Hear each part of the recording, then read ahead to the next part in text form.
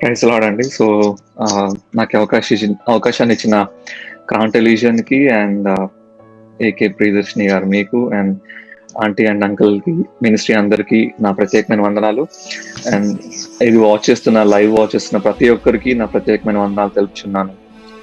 మరి నాకు దేవుడు ఈ అవకాశాన్ని ఇచ్చినందుకు ఎంతగానో నేను దేవునామాన్ని మహింపరుస్తున్నాను. నిలబడింది నేను కాదు, మాట్లాడుతుంది అయితే నేను కాదు, కానీ సో నా ద్వారా like Holy Spirit will lead me అని నేను బిలీవ్ చేస్తున్నాను. సో ఐ ప్రే దట్ నేను ఏమైనా ఏం మాట్లాడుతున్నా కానీ దాంట్లో వాట్ ఈస్ ద ఇంటెంట్, దాని వెనకాల ఏముంది and what God is going to speak with us. దేవుడు నా ద్వారా కానీ ఈ ప్రోగ్రామ్ ద్వారా కానీ మనతో ఏం మాట్లాడాలనుకుంటున్నాడో అవి సుస్పష్టంగా మాట్లాడాలని దేవునామాన్ని నేను ప్రార్థిస్తున్నాను. మరొకసారి నాకు ఈ అవకాశం ఇచ్చిన దేవాదేవునికి వేలాది వందనాలు అండ్ మీ అందరికి నా ప్రత్యేకమైన వందనాలు తెలుపుచున్నాను. సో ఇవాళ టాపిక్ నేను దేని గురించి మాట్లాడదాం అనుకున్నానంటే ఫర్గివ్నెస్, లైక్ క్షమాపణ గురించి మీతో పంచుకోవాలని ఆశపడుతున్నాను.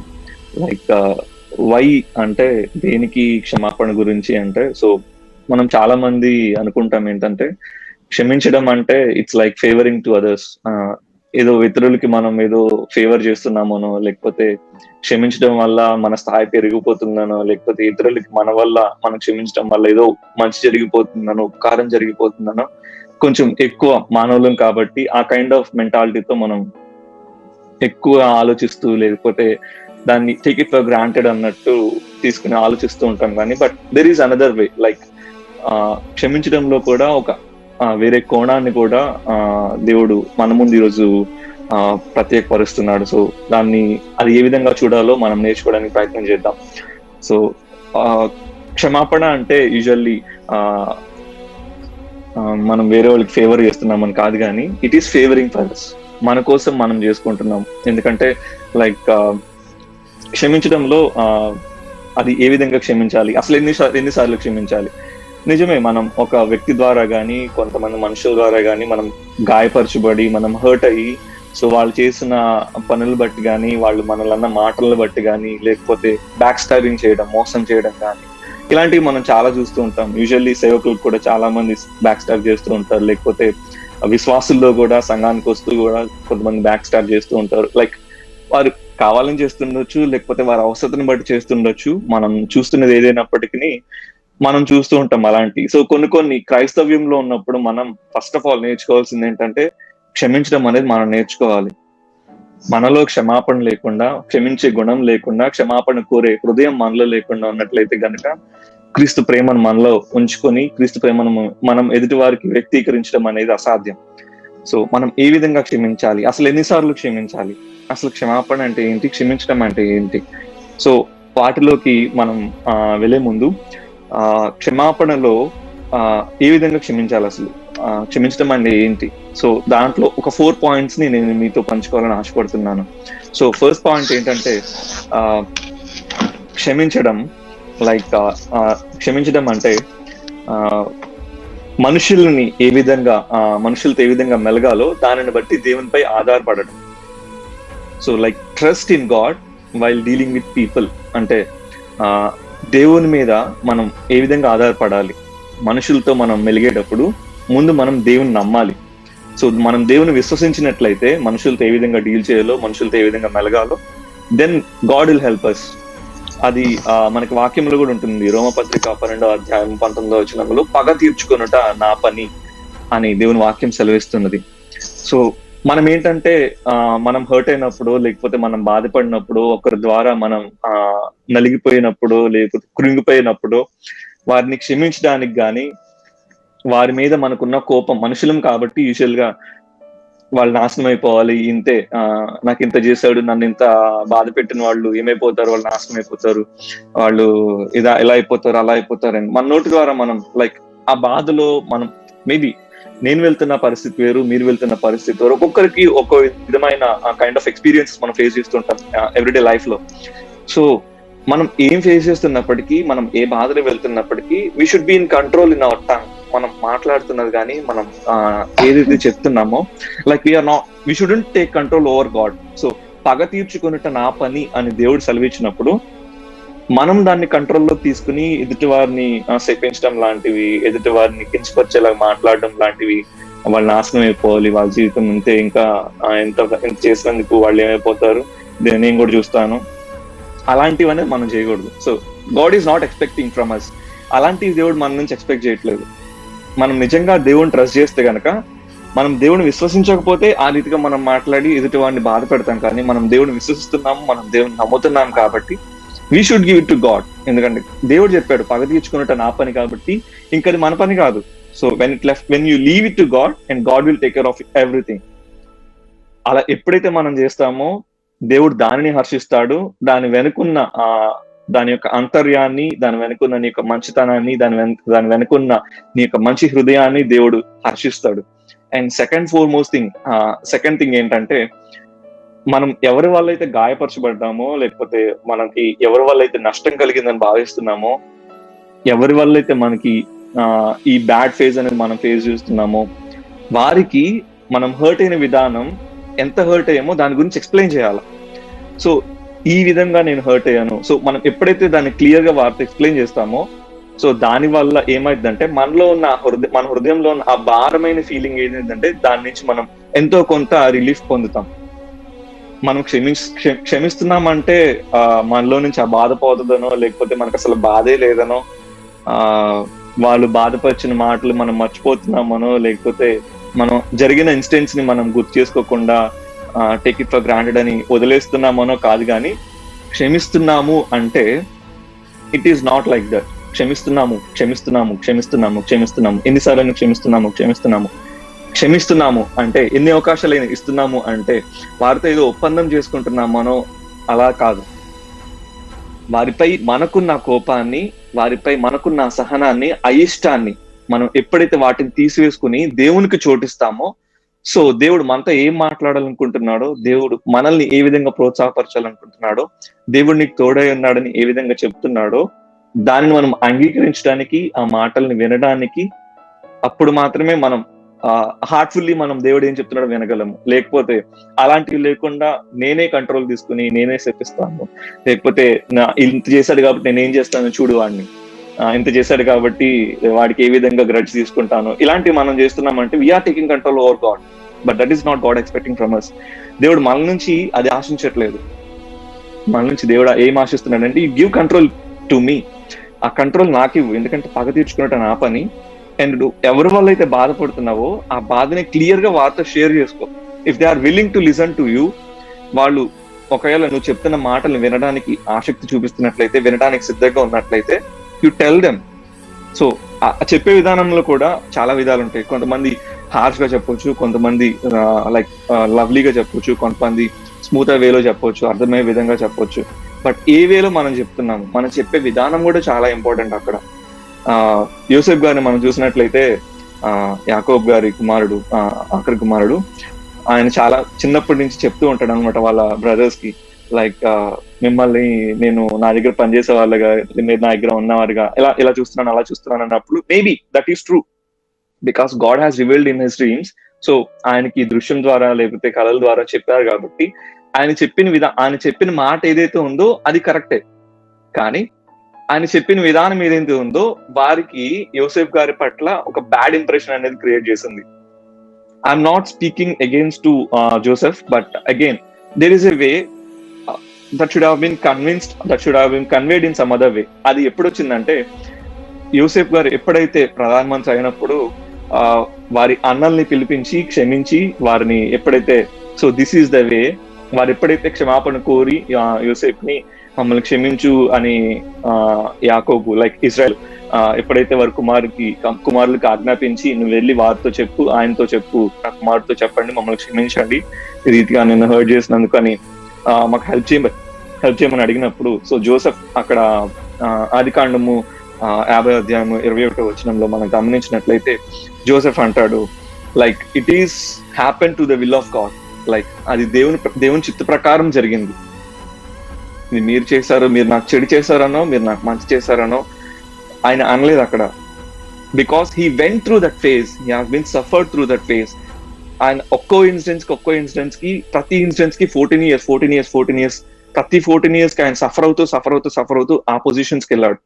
ఆ పొజిషన్స్ కి వెళ్ళినప్పుడు so he went through that suffering phase. He has been suffered a lot. ఆయన తప్పు చేయనప్పటికీ, ఆయన ఏం చేసినప్పటికీ, లైక్ ఆయన మంచి చేసినప్పటికీ, లైక్ ఆయన చెప్పిన విధానం ఏదైతే ఉందో అది దేవుడు నిజంగా చూపించినప్పటికీ, బట్ అది చెప్పే విధానం ఏదైతే ఉందో దానివల్ల హర్ట్ అయ్యి వాళ్ళ అన్నలు ఆయన నమ్మేయడం జరిగింది. అండ్ తర్వాత ఆయన చెరసాల్లో ఉండడం జరిగింది. తర్వాత ఆయన చేయని తప్పుకి నిందను భరించడం జరిగింది. But still he believed in God and he trusted in God. ఆయన పగ తీర్చుకోలేదు, అక్కడ ఎవరి మీదనూ పగ తీర్చుకోలేదు. He left it to God and he prayed to God and he's been convinced, like he's been convicted, like ఒక కరెక్ట్ వే ఏదైతే ఉందో దేవుడు నాడలు కార్యం చేస్తాడు. Like he trusted God in that way. So దేవుడు దానిని చూశాడు. అండ్ ఆ లాస్ట్ టైం ఏదైతే చెప్తాడో 50th చాప్టర్ 21st verse ఆదికాండం జెనసిస్ లో మనం ఒకసారి గమనిద్దాము.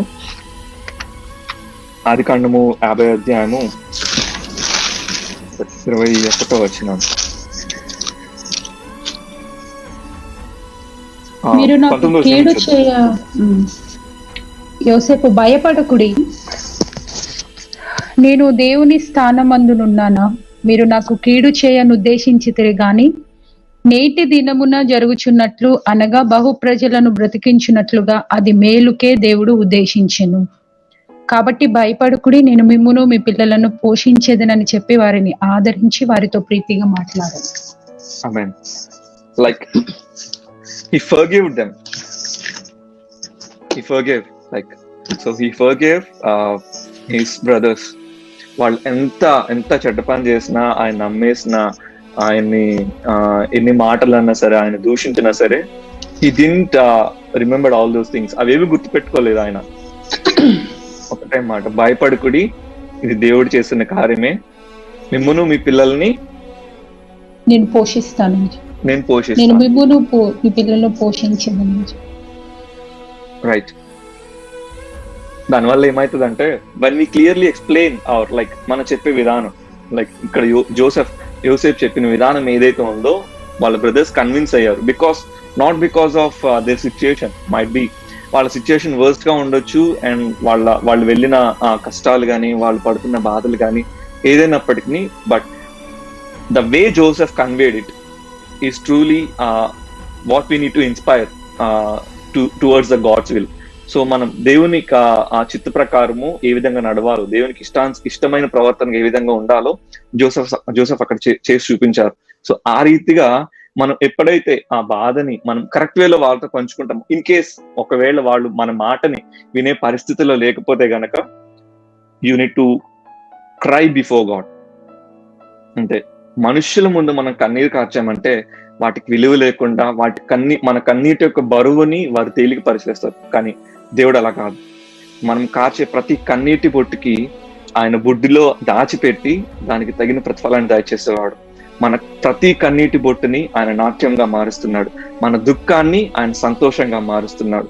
మనం బాధపడేది ఏదైతే ఉందో, మనం ఏ ఫేజ్ గుండా వెళ్తున్నామో దాన్ని వారు వినే పరిస్థితుల్లో లేకపోతే గనక, you need to tell it God. మనం దేవునితో పంచుకోవాలి అవి. You need to speak in tongues. మనం భాషల ద్వారా దేవునితో మాట్లాడాలి, అంగలార్చాలి దేవుని దగ్గర కూర్చుని, దేవా నేను ఈ విధంగా గాయపరచబడ్డాను, దేవా నేను ఈ విధంగా హింసించబడ్డాను, దేవా నేను ఈ విధంగా దూషించబడ్డాను, నా మీద ఈ విధంగా నిందించబడ్డాను, నన్ను ఈ విధంగా గాయపరిచారు, నేను ఇంత బ్యాడ్ ఫేజ్ లో ఉన్నాను, దేవా నాకు హెల్ప్ చేయి. మనం దేవునితో పంచుకున్నట్లయితే దేవుడు డెఫినెట్ గా మనకి హెల్ప్ చేస్తాడు. అండ్ థర్డ్ థింగ్ ఏంటంటే, చాలా కష్టమైన పని ఏంటంటే వారి గురించి మనం ప్రార్థించాలి. ఏం చేయాలంట? వారి గురించి మనం ప్రార్థించాలి. మత్తయి సువార్త 5వ అధ్యాయం 44వ వచనంలో ఈ విధంగా దేవుని వాక్యం సెలవిస్తుంది, మీ శత్రువులను ప్రేమించుడి, మిమ్మును హింసించు వాని కొరకు ప్రార్థన చేయుడి. మనం ఏం చేస్తామంటే, మనల్ని హింసించిన వారు కానీ, మన శత్రువులు కానీ ఇలా బ్యాక్ ఫేజ్ లో వెళ్తున్నారంటే, వాళ్ళకి ఈ విధంగా అయింది మనకు తెలిసిందంటే, ఆడికి అలాగే కావాలే, దానికి అలాగే కావాలే, ఇంత చేశాడు అంత చేశాడు ఆ మాత్రం అవదేంటి అని సంతోషిస్తూ ఉంటాం. But God is not expecting that.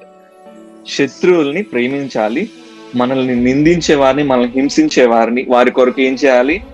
ప్రార్థన చేయాలి. Again it is not because వారికి ఏదో మనం సహాయం చేస్తున్నామనో, లేకపోతే వారికి ఏదో మనము ఆ ప్రోత్సహిస్తున్నామనో, మన వల్ల వాళ్ళకి ఏదో మంచి జరిగిపోతుందనో కాదు. Again for it is our sake of good. మనం ఏ విధంగా అయితే బాధపడుతూ నలగొట్టబడుతూ ఆ దూషణలు గాని, నిందలు గాని, మోసం గాని ఏదైతే మనం వెళ్తున్నాం ఆ బ్యాక్ ఫేజ్ గుండా, దాని నుంచి దేవుడు మనల్ని సంతోషంలోని తీసుకురావాలి, దేవుడు మనల్ని బలపరచాలి, మరలా మనం ఆశీర్వాదకరంగా ఉండాలి, దేవుడు మనల్ని క్షేమంగా ఉంచాలి, సుభిక్షంగా మనల్ని మన కుటుంబీకుల్ని మంచిగా ఉంచాలి, మనం ఏ విధంగా కోరుకుంటున్నామో that we need to expect that same person. మనల్ని ఎవరైతే బాధపరిచారో వారి గురించి కూడా మనం అదే రీతిగా ప్రార్థన చేయాలి. దేవా వారిని క్షేమంగా ఉంచు, దేవా వారికి సంతోషాన్ని కలుగజేయి, దేవా వారిని ఆశీర్వదించు. ఒకవేళ వారు చేసిన మంచో చెడు నీ చిత్తానికి వదిలేస్తున్నాను, ఎందుకంటే పగ తీర్చుకునేవాడు నీవే, ప్రతిఫలం ఇచ్చేవాడు నీవే. నేను దాన్ని కంట్రోల్ తీసుకోవట్లేదు, నువ్వే కంట్రోల్ తీసుకో. It is not for me, it is for the sake of your will. మీ చిత్తం ఏదైతే ఉందో వారి జీవితాల్లో, నా జీవితాల్లో వారిని క్షేమంగా ఉంచు, వారి కుటుంబాన్ని ఆశీర్వదించు, వారిని బలపరచు, మీ యొక్క ఆత్మీయ మీ యొక్క వాక్యంలో అంటుకట్టబడేలాగా వారు ఉండడానికి సహాయం చేయి, వారి కుటుంబంలో వారు మేలు పొందుకునేలాగా సహాయం చేయి, ఎవరికి ఏ కీడు రాకుండా ఉండేలా సహాయం చేయండి. మనం వారి గురించి పాజిటివ్ గా దేవుని యొక్క ప్రార్థన చేయాలి, వారి యొక్క ఆశీర్వాదం గురించి, వారి క్షేమం గురించి, వారి మంచి గురించి మనం ఎప్పుడైతే దేవుని ప్రార్థన చేస్తామో దేవుడు ఆ మంచి హృదయాన్ని గ్రహిస్తాడు, మన జీవితంలో కూడా దేవుడు చేస్తాడు. నాట్ బికాస్ ఆఫ్ వారికేదో మనం మంచి చేస్తున్నామని కాదు, because we're expecting the same blessings in our family, the same blessings for us. మన జీవితాల్లో ఆ ఆశీర్వాదాలు కోరుకుంటున్నాం, మన జీవితాల్లో దేవుడు ఆ మంచి కార్యాలు చేయాలని మనం ఆశపడుతున్నాం. కాబట్టి మనం దాన్ని విత్తినట్లయితే, ఆ మంచిని మనం విత్తినట్లయితే దేవుడు అదే మంచిని మరలా మనకి తిరిగి దయచేస్తాడు. పాత నిబంధన గ్రంథంలో జ్ఞాని సొలొమోను ఈ విధంగా అంటాడు, సామెతలు 24:17 నీ శత్రువు పడినప్పుడు సంతోషింపకము, నీ మనస్సును ఉల్లసింపకము, యెహోవా అది చూచి అసహించుకొని వాని మీద నుండి తన కోపము త్రిప్పుకొనునేమో. మనం గమనించాలి సహోదరులారా, ప్రియ సహోదరుల, మనం గమనించాల్సిన విషయం ఏంటంటే, మన శత్రువుల యొక్క బాధని కానీ, మన శత్రువుల యొక్క వేదనని కానీ మనం చూసి సంబరపడుతున్నామంటే జాగ్రత్త సుమా. వారి మీద నుండి కోపాన్ని దేవుడు తిప్పివేసుకుని నీ మీదకి తీసుకొస్తాడేమో, అదే కోపాన్ని నీ మీద తిప్పుకుంటాడేమో. మనం ఆలోచించుకోవాలి, మనం వారి గురించి ప్రార్థన చేయాలి. మనం వెళ్తున్న దారి ఏదైతే ఉందో, మనం వెళ్తున్న దారి, మనం చేస్తున్న ప్రార్థన, మనం మాట్లాడుతున్న మాటలు, మనం ఆలోచిస్తున్న విధానం, మనం నడుస్తున్న నడవడిక, మన ప్రవర్తన ఏదైతే ఉందో అది దేవుని చిత్తానుసారంగా ఉందా లేదా, దేవునికి ఇష్టమైన దానిగా ఉందా లేదా, మనల్ని మనం ఎప్పుడు సరి చేసుకుంటూనే ఉండాలి. మనం ఎప్పుడైతే మనం తగ్గించుకొని మనం రిక్తునిగా చేసుకుని దేవుని మోకరించి ఆ మనస్సు కలిగి ఇతరుల కోసం, ఇతరులను క్షమించే విధంగా, ఒక్కసారి అదే క్షమాపణ మనకు కూడా అవసరమై ఉండొచ్చు. అండ్ అగైన్ మనం క్షమిస్తున్నామంటే ఆ క్షమాపణ మనకు అవసరం. ఎందుకంటే మనం ప్రార్థించేటప్పుడు ప్రార్థన చేస్తూ ఉంటాం, పరలోక ప్రార్థనలో, దేవా ఇతరుల రుణస్తుల్ని మేము క్షమించిన ప్రకారము మా రుణములను క్షమించు. మనం క్షమిస్తున్నట్లయితేనే దేవుడు మన రుణాన్ని క్షమిస్తాడు. మనం దాన్ని కనుక క్షమించలేకపోయినట్లయితే అగైన్ అది నా యొక్క అకౌంట్ లో ఉండిపోతుంది. So we need to be conscious in that way. అదే రీతిగా మనం కూడా ఆలోచించాలి. మనం క్షమిస్తున్నామంటే again it is not for the sake of others good, it is for the sake of our goodness also. మన మంచి కోసం, మనకున్న భారాన్ని, మనకున్న కోపాన్ని, వారి మీద ఉన్న అయిష్టాన్ని, అసహనాన్ని మనలో నుంచి తీసివేసుకుని ఎప్పుడైతే ప్లేన్ హృదయంగా, ఎప్పుడైతే మంచి హృదయంగా అటువంటి సహవాసాన్ని కలిగి దేవుడు మనతో ఏ విధంగా ఉండాలనుకుంటున్నాడు, దేవుడు మనతో ఏ విధమైన సహవాసం కలిగి ఉండాలని మనం ఆశపడుతున్నామో, లేకపోతే మనం దేవునితో ఎలాంటి సహవాసం కలిగి ఉండాలని ఆశపడుతున్నామో అదే దేవుడు మన జీవితంలో నెరవేర్చాలంటే మనం ఆ రీతిగా ఉన్నట్లయితే దేవుడు మనల్ని ఆ విధంగా బలపరుస్తాడు. అండ్ నాలుగవదిగా, ఆఖరిగా, ఇతరుల గురించి లేకపోతే మనల్ని హర్ట్ చేసిన వారి గురించి చెడగా మాట్లాడడం మానుకోవాలి. మనం మనుషులం కాబట్టి సర్వసాధారణం, వారు లేనప్పుడో లేకపోతే వారు లేని టైంలోనో వారి గురించి చెడుగా మాట్లాడడం, చెడ్డగా చిత్రీకరించి చెప్పడం, వాడు అలా చేశాడు, అది ఇలా చేసింది, అమ్మాయి అలా అంది, ఆయన అలా అన్నారు, వాళ్ళ ఫ్యామిలీ అందరూ ఏంటి, వాళ్ళు ఇలా చేశారు, అలా చేశారు.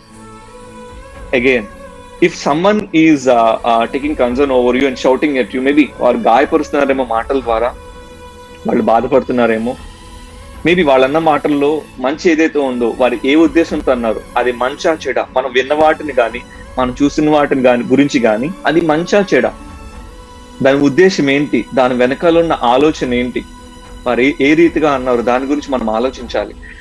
నిజంగానే కొన్నిసార్లు ఏంటంటే though someone told it for the sake of our goodness, మన మంచి కోసం కొన్ని చెప్పినప్పటికీ దాన్ని మంచిగా తీసుకోకుండా చెడుగా తీసుకొని దాని గురించి ఎక్కువగా ఆలోచించి వారి మీద కోపాన్ని పెంచేసుకొని అసహ్యాన్ని పెంచేసుకొని మనలో మనం దాచేసుకోవడం వల్ల ఏమైతుందంటే అది మనలోనే పెరిగిపోతుంది.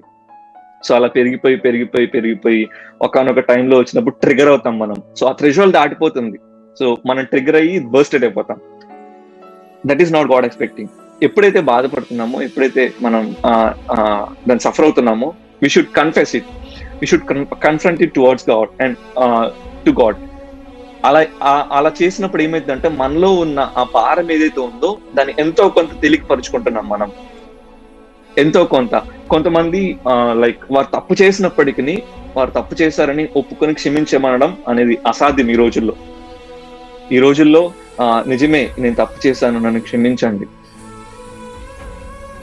క్షమించండి. మేబీ వన్స్ ట్వైస్ థ్రైస్ కొంతమంది కొన్ని వేస్ లో అడుగుతుంటున్నారేమో, లేకపోతే 4 సార్లు 5 సార్లు 10 సార్లు కొన్ని విధాలుగా తప్పు చేసిన తర్వాత నేను తప్పు చేశాను, క్షమించండి. Like we need to see the goodness in the person also.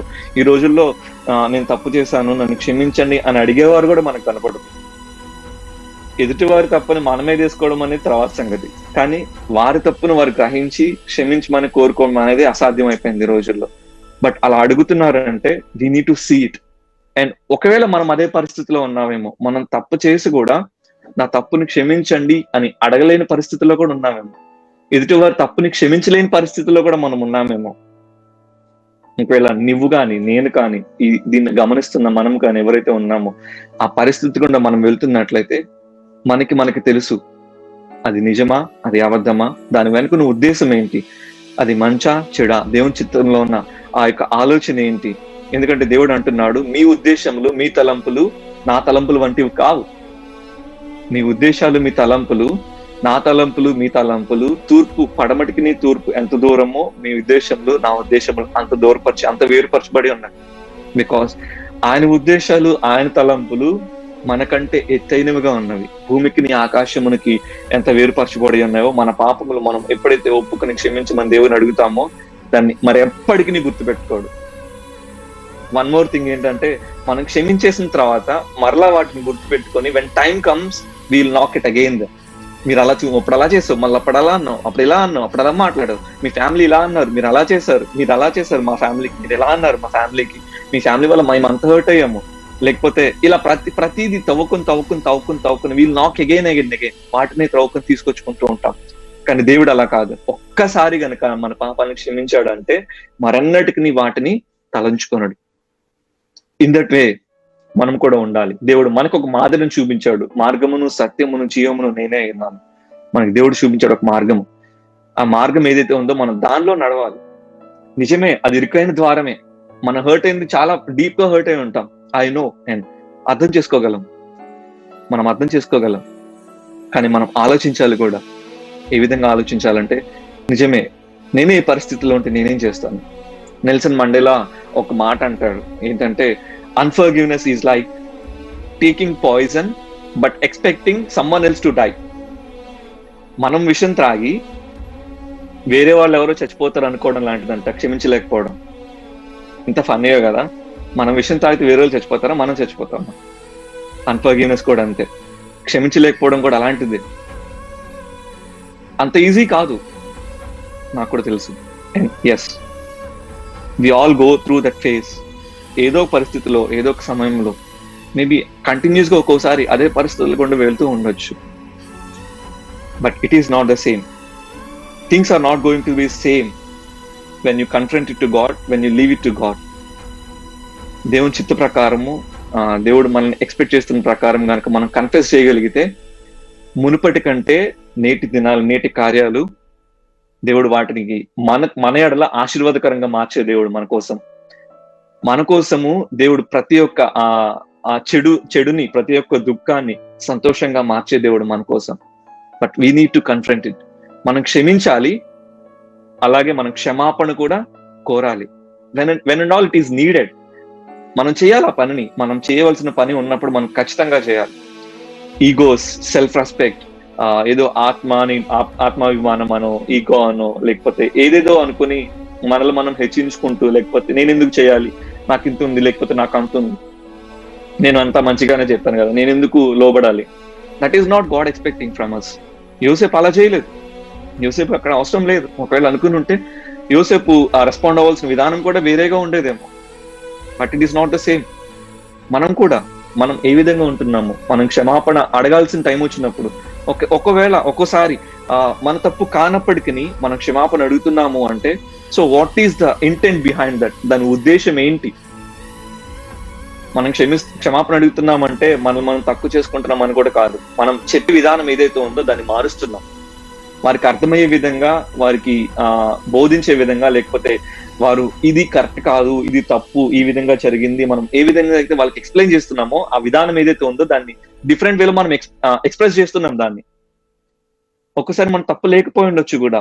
Some times, అన్నిసార్లు నేను అందరిలాగా చేస్తారని కూడా అన్నాను. మేబీ మనలో చాలా మంది నిజంగానే క్షమిస్తుండొచ్చు, నిజంగానే వారిని ప్రోత్సాహపరచడానికో, వారిని మరలా అటువంటి బ్యాడ్ ఫేస్ గుండా తీసుకెళ్లకుండా అనుకో మంచిగా ట్రీట్ చేస్తూ ఉండొచ్చు.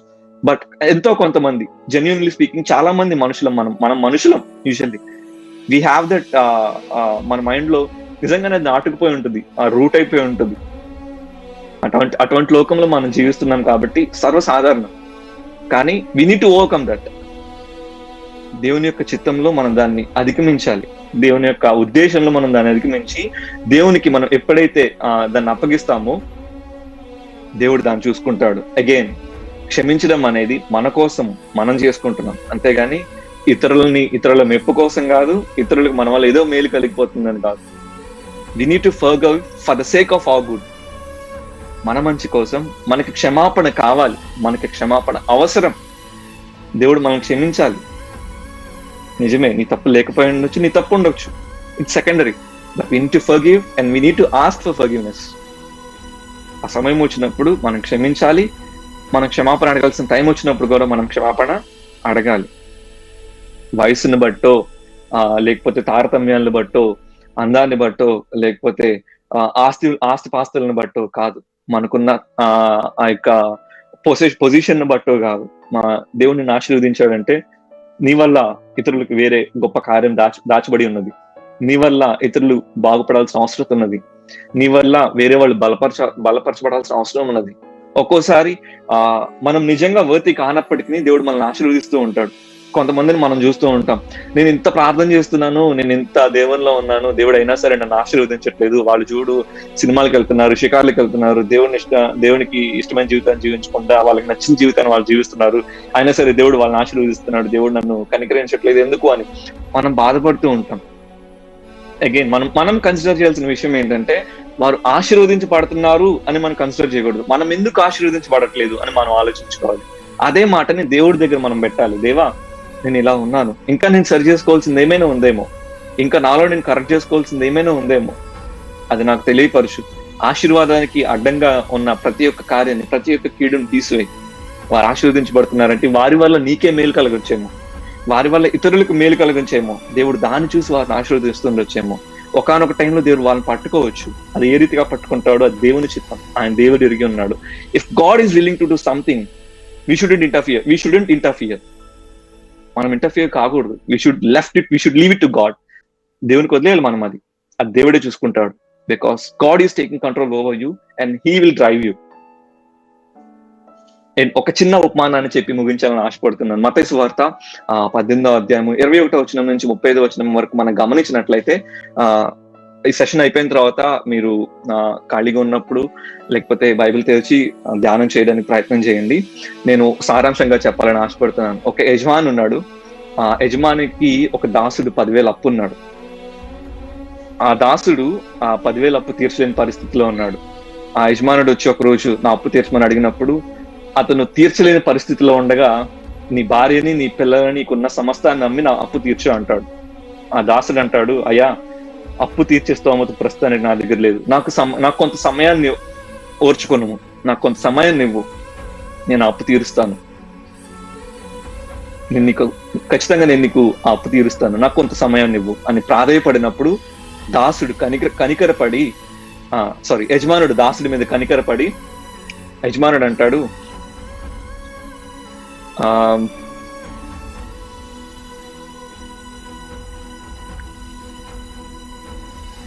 ఒకసారి చూద్దాం అది, లైక్ వానిని విడిచిపెట్టి వాని అప్పు క్షమించను. వానిని విడిచిపెట్టి వాని అప్పు క్షమించను. వాని అప్పు క్షమించను. సో ఇమ్మీడియట్ గా దాసుడు ఏం చేస్తాడంటే బయటికి వెళ్ళి తనకి బాకీ ఉన్న మరొక దాసుడు 100 రూపాయలు, let's say in terms of rupees మనం మాట్లాడుకుందాం అర్థమయ్యే విధంగా, ఒక 100 రూపాయలు అప్పు ఉన్నాడు ఒక దాసుడు. వెళ్ళి వాడి మెడ పట్టుకుని నువ్వు నా అప్పు చెల్లించు అని అడుగుతాడు. ఇప్పుడు ఎందుకంటే యజమానుడు 10,000 రూపాయల అప్పుని ఇక్కడ క్షమించాడు, తన అప్పుని క్షమించేశాడు, తనకి బాకీ ఏం వద్దన్నాడు, ఇంకా నీకు నాకు బాకీ ఏం లేదని చెప్పేశాడు. ఆ దాసుడు బయటకు వెళ్ళి తనకి బాకీ ఉన్న ఇంకో దాసుడి దగ్గరికి వెళ్ళి, నువ్వు నాకు 100 రూపాయలు బాకీ ఉన్నావు, నువ్వు ఎప్పుడు ఆ బాకీని తీరుస్తున్నావు అని మెడపట్టుకుని అడుగుతాడు అనమాట. ఆ దాసుడు, నేను నీ అప్పు తీరుస్తాను, నాకు కొంత సమయాన్ని నువ్వు అని ప్రాధేయపడినప్పుడు వినకుండా వెళ్ళి చెరసాల్లో వేమని అప్పగిస్తాడు. ఈ విషయం తెలుసుకున్న యజమానుడు ఆ దాసుని పిలిపించి, నువ్వు చేసిన పని ఏంటి చెడ్డ దాసుడా, నువ్వు చేసిన పని ఏంటి, నిన్ను కరుణించిన ప్రకారము నీవు కూడా ఆ దాసుని కరుణింపవలసి ఉన్నది.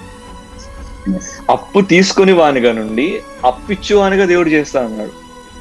ఈ కాంటెక్స్ట్ లో ఇక్కడున్న సిచ్యుయేషన్ ప్రకారము దయ పొందువానిగా నుంచి దయని ఇచ్చేవారుగా చేశాడు, చూపించేవారుగా చేశాడు. బట్ అది చూపించే స్థానంలోనికి ఆ దాసుడు వెళ్ళలేకపోయాడు. దాన్ని గమనించిన యజమానుడు అప్పు తీరే వరకు చెరసాలు వేయమని శిక్షకు మరలా ఏం చేస్తాడు, అప్పగిస్తాడు. ఆ 10,000 అప్పు తీర్చే వరకు మరలా వారిని అప్పు చెల్లించేంత వరకు వారిని చెరసాలు వేయమని చెప్తాడు. మనము దయ పొంది దేవుని దగ్గర నుంచి క్షమాపణ పొందుకొని ఇతరులను క్షమించలేని పరిస్థితిలో ఉండి 4 things ఏవైతే మనం చెప్పుకున్నామో, first and foremost thing trust in God, అంటే మనుషులతో ఏ విధంగా మెలగాలో దానిని బట్టి దేవుని మీద ఆధారపడి దేవుని మీద విశ్వాసం ఉంచాలి. సెకండ్ థింగ్, ఆ బాధ ఏదైతే ఉందో మనల్ని గాయపరిచిన వారితో క్లియర్ గా షేర్ చేసుకోవాలి, పంచుకోవాలి. If they are not willing, అది దేవునితో పంచుకోవాలి.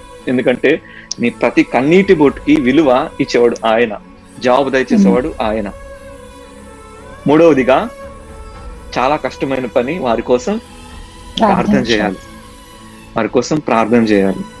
యాకోబు 4వ అధ్యాయము 4వ వచనము, యాకోబు రాసిన పత్రిక 4వ అధ్యాయము 4వ వచనంలో దేవుని వాక్యం ఈ విధంగా సెలవిస్తుంది, సహోదరులారా ఒకనికి విరోధముగా ఒకడు మాట్లాడకుడి, తన సహోదరునికి విరోధముగా మాట్లాడి తన సహోదరునికి తీర్పు తీర్చువాడు ధర్మశాస్త్రమునకు వ్యతిరేకంగా మాట్లాడి ధర్మశాస్త్రమునకు తీర్పు తీర్చున్నాడు. నీవు ధర్మశాస్త్రమునకు తీర్పు తీర్చిన ఎడల ధర్మశాస్త్రము నెరవేర్చువాడవు కాక న్యాయం విధించేవాడు అయితివి. న్యాయం చేసేవారు ఎవరు? తీర్పు తీర్చేవారు ఎవరు? తీర్పు తీర్చేవాడు దేవుడే. న్యాయం విధించేవాడు దేవుడే.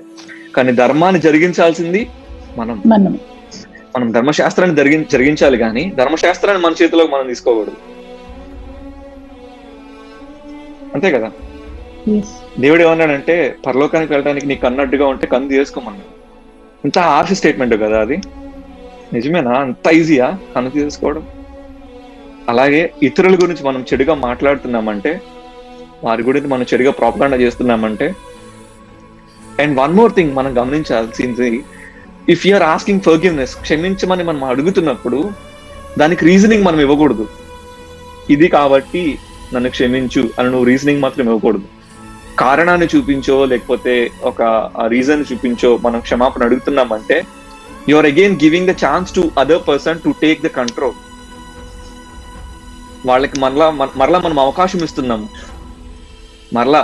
ఎందుకంటే క్షమించేటప్పుడు ఒకనొక సమయం వస్తుంది, వాళ్ళు అది రిలీజ్ అయినప్పుడు they will definitely come back and they will definitely speak to you. వాళ్ళు వచ్చి నీతో మాట్లాడతారు, నేను క్షమించానో లేకపోతే వారిని క్షమించమనో.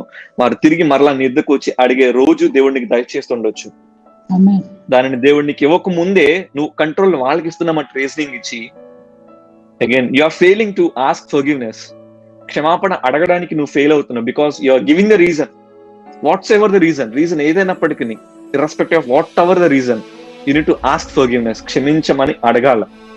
Again we don't need to give the reason. దానికి రీజనింగ్ మనం యాడ్ చేయకూడదు. మనం రీజన్ ఇస్తున్నామంటే again we are giving the control to other person, and ఆ రీజన్ వల్ల వారు క్షమించలేకపోవడానికి కూడా అదొక కారణంగా మారిపోతూ ఉండొచ్చు. So we need to consider those things and we need to ask and we need to confront in front of God, so that God will help us and God will teach us and God will guide us. దేవుడు మనల్ని నడిపిస్తాడు, దేవుడు మనల్ని ఆ రీతిగా బలపరుస్తాడు. పేతురు అంటాడు కదా దేవుడి దగ్గరకు వచ్చి, దేవా ఎన్నిసార్లు నేను క్షమించాలి? 7 మార్లు క్షమించాలా? దేవుడు ఏమంటాడంటే 77 మార్లు క్షమించాలి. ఇంగ్లీష్ వర్షన్ లో ఏమంటాడంటే 70 times 7, 70 సార్లు 7 మార్లు. మేబీ అంటే 490 సార్లు మనం క్షమించాలా? నిజంగా మన దగ్గర అంత ఓర్పు ఉందా, అంత సహనం ఉందా? మనం క్షమించలేనేమో. ఒక్కోసారి మన కుటుంబాల్లో, ఇక మీ కుటుంబాల్లో దీన్ని గమనిస్తున్న వారు, మీ భార్య గాని మీ భర్త గాని చేయని తప్పుకి క్షమించలేని రీతిగా వారిని గాయపరిచి ఎన్నో సంవత్సరాలుగా వారిని బాధపడుతూ, హింసిస్తూ, మాటలంటూ, నీ భర్తను క్షమించలేకో, నీ భార్యను క్షమించలేకో, నీ బిడ్డని క్షమించలేకో, మీ తల్లిదండ్రులను క్షమించలేకో, లేకపోతే మీరే క్షమాపణ అడగలేని పరిస్థితిలోనో ఎన్నో సంవత్సరాలుగా అటువంటి పరిస్థితులు గుండా వెళ్తున్నారేమో. మీ పరిస్థితి ఏదైనప్పటికీ మనం ప్రార్థిస్తూ ఉంటాం పరలోక ప్రార్థన. దేవుడు మనకు నేర్పించిన ప్రార్థన, మా రుణములను నీవు క్షమించిన ప్రకారము, మా రుణస్తులను మేము క్షమించిన ప్రకారము మా రుణములు క్షమించు. 18వ అధ్యాయము 35వ వచనంలో మనం చదివినట్లయితే, మత్తయి సువార్త 18వ అధ్యాయము 35వ వచనంలో మనం చదివినట్లయితే, మీలో ప్రతివాడును తన సహోదరుని హృదయపూర్వకంగా క్షమించని ఎడల నా పరలోకపు తండ్రి మీ ఎడల ఆ ప్రకారమే చేయను. If you are not able to forgive, మనం క్షమించలేని పరిస్థితిలో ఉన్నట్లయితే పరలోకపు తండ్రి కూడా మన ఎడల అదే తీర్పుని తీసుకొస్తాడు. The more you forgive, the more you'll be forgiven. మనం ఎంత క్షమిస్తామో దేవుడు మనల్ని అంత క్షమిస్తాడు. అగైన్ మనం కన్సిడర్ చేయాల్సింది ఏంటంటే, మనకి క్షమాపణ కావాలి. అండ్ ఇన్ టర్మ్స్ ఆఫ్ మీ, నేనైతే గనక నా మట్టుకైతే నాకు క్షమాపణ కావాలి. నాకు క్షమాపణ కావాలి కాబట్టి నేను క్షమాపణ అడుగుతున్నాను. నాకు చాలా అవసరం. నేను చేసిన పాపాలే కానీ, నేను ఆలోచించినవి కానీ, నేను మాట్లాడినవి కానీ, నాకు తెలుసో నాకు తెలియకో, మేబీ అది గాడ్స్ విల్ కాకపోయి ఉండొచ్చు. కంటి ద్వారా కానీ, చూపు ద్వారా కానీ, మాట ద్వారా కానీ, వెనికిడి ద్వారా కానీ, ఆలోచన ద్వారా కానీ, తలంపు ద్వారా కానీ, అది ఏదైనప్పటికీ నాకు క్షమాపణ కావాలి. నాకు అవసరం. దేవుని కృప, దేవుని దయ నాకు అవసరం. అలాగే మీ జీవితాల్లో కూడా మీకు అవసరం. క్షమాపణ మనకు అవసరం. క్షమించే గుణం మనకు అవసరం. అగైన్ క్షమాపణ కోరే ఆ పరిస్థితి కూడా మనకు ఉన్నప్పుడు క్షమాపణ కోరడం కూడా నీకు నాకు అవసరం. బికాస్ ఒక్కోసారి మనం తప్పు చేయనప్పటికీ మనం క్షమాపణ అడుగుతున్నామంటే, సమ్ టైమ్స్ అదే పరిస్థితి ఒకవేళ తప్పు నువ్వు చేసినప్పటికీ ఇతరులు నీ దగ్గరికి వచ్చి నన్ను క్షమించని అడుగుతున్నారంటే, because what you have seeded that, నువ్వు అది సో చేసావు. నీ తప్పు కానప్పటికీ నువ్వు క్షమించమని అడిగి ఆ విత్తనాన్ని నువ్వు నాటావు. మనుషుడా, నువ్వు ఏది విత్తుతావో ఆ పంటనే కోస్తావు. మనం మంచిని విత్తుతున్నామంటే అదే పంటను మనం కోస్తాం. we need to consider those things. దేవుడు మనతో ఏం మాట్లాడుతున్నాడు, ఈ రీతిగా దేవుడు మన నుంచి ఏ విధంగా ఎక్స్పెక్ట్ చేస్తున్నాడు, ఆ రీతిగా మనం బలపరచబడాలని, క్రీస్తు ప్రేమలో ఎడబాపకుండా ఆత్మీయంగాను శారీరకంగాను క్షమించే విధంలోను, లేకపోతే క్షమాపణ తీసుకునే విధానంలోను, క్షమాపణ అడిగే విధానంలోను ఏదైతే ఉందో ఆ రీతిగా మన కుటుంబాల్లోనూ, మనకు పరిస్థితుల్లోనూ, మనం వర్క్ చేస్తున్న ప్లేసెస్ కావచ్చు, మనం వెళ్తున్న పరిస్థితులు కావచ్చు, మన చుట్టాల్లోనూ, మన బంధువుల్లోనూ, మన స్నేహితుల్లోనూ, మన రక్త సంబంధికుల్లోనూ, మన ఆత్మీయుల్లోనూ, మన ఇరుగు పొరుగు వారి మధ్యలోనూ చిన్న చిన్న విషయాలు, చాలా చిన్న చిన్న విషయాలు మనం కన్సిడర్ చేసుకోము. ఈ చిన్న విషయమే కదా, చిన్నదే కదా, ఏముంది. బట్ అదే చిన్నదిగా మరి ఒక పెద్ద కొండలా తయారవుతుంది. You need to break it every time.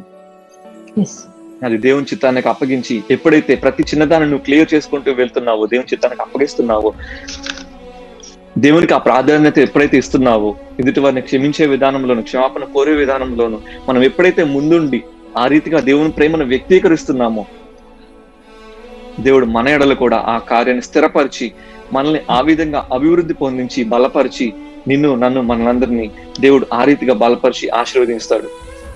ఈ మాటలు వింటున్న మనం ఏ పరిస్థితిలో ఉన్నామో, మనం క్షమించే పరిస్థితిలో ఉన్నామా, లేదంటే క్షమాపణ కోరే పరిస్థితిలో ఉన్నామా లేదా?